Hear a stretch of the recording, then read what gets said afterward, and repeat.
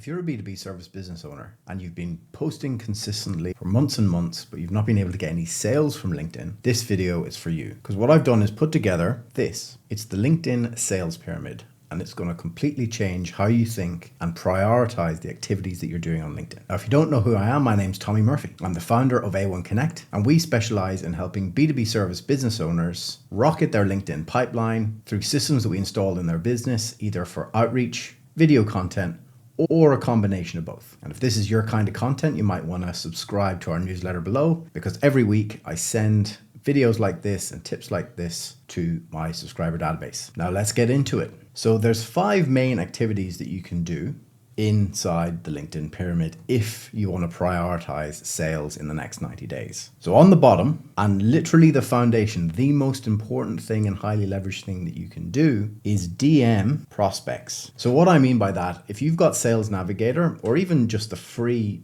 LinkedIn account, you're able to find people that you're connected with who line up with your ICP. So ICP, for those who don't know, is the ideal client profile. And why this is so effective on LinkedIn is literally just mathematics, numbers, and statistics. So we install systems for businesses that allow them to do this on autopilot.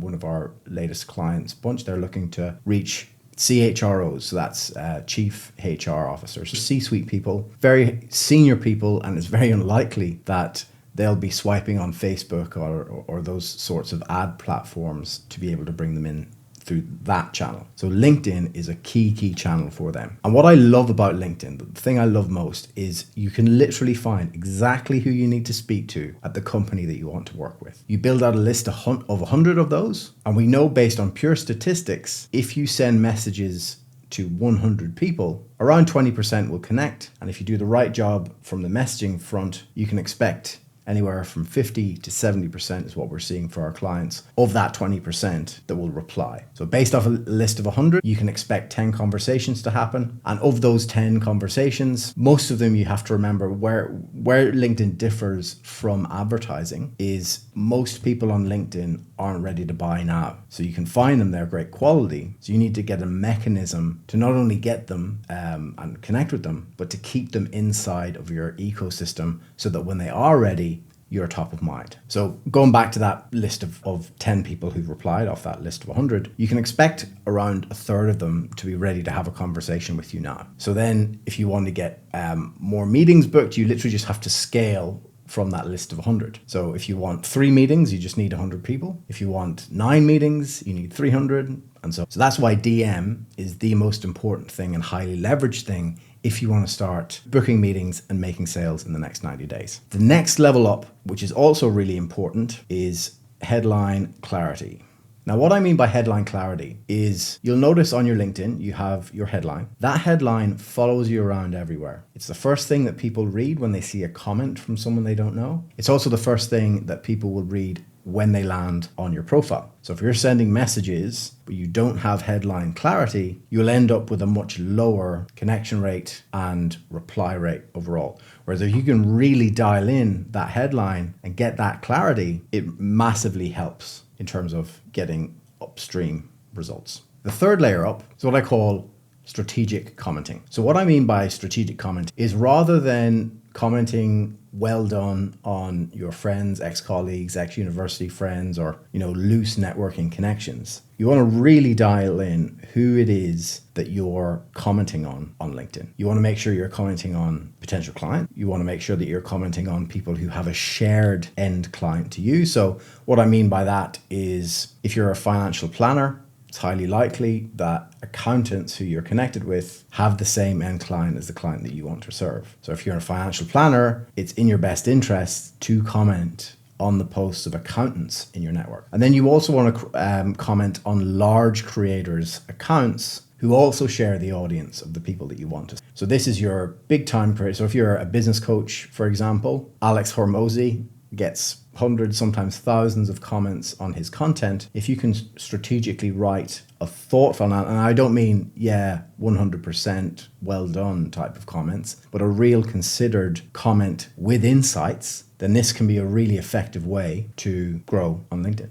Now, before I get into the final two things, if you're liking this type of content and you want to learn more about what you can do on LinkedIn to generate sales or to create content easily, I have a group called the LinkedIn Founders Club. The link is below in the description, and you can join, and it's a very unique free Skool group in that I personally vet every single person who enters. So if you're a B2B service business owner and you like peer-to-peer learning, check that out. Now back to the video. So we're nearly at the top here now, and at the top of the pyramid we have consistent posting.